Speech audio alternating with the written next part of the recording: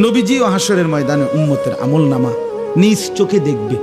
দেখা যখন দেখবে পৃষ্ঠার পর পৃষ্ঠা ফজরের নামাজ নাই, খোদার 365 দিনের এক এক বছর কোনোদিন ফজরের নামাজ পড়ে নাই, 30 বছর সুদের লেনদেন, 30 বছর স্ত্রী বেপর্দা, 30 বছর মেয়েটা বেপর্দা, 40 বছর ইমানদারের ঘরে প্রতিদিন রঙিন টেলিভিশন, নাচ গান, নাটক, সিনেমা, হিন্দি সিরিয়াল চলছে, আজীবন মিথ্যা বলছে, হারাম উপার্জন করছে।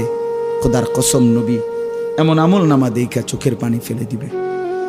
নবী চোখের পানি ফেলে বলবে, উম্মত আমি সেই রাসূল, আমি সেই নবী যে তোমাদের জন্য সারা রাত 23 বছর চোখের পানি ফেলে কেঁদেছিলাম।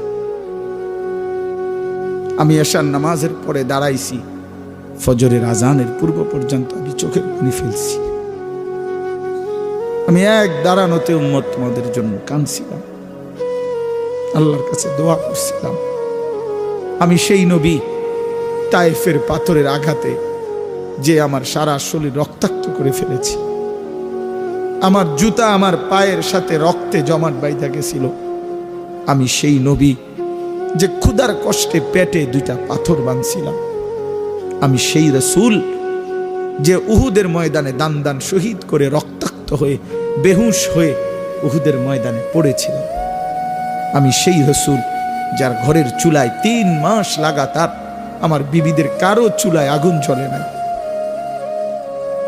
বিনিময়ে এত কষ্ট, এত চোখের পানি, এত রক্ত, এত খুন, এই সব কিছুর বিনিময়ে উম্মত এই আমল নামা,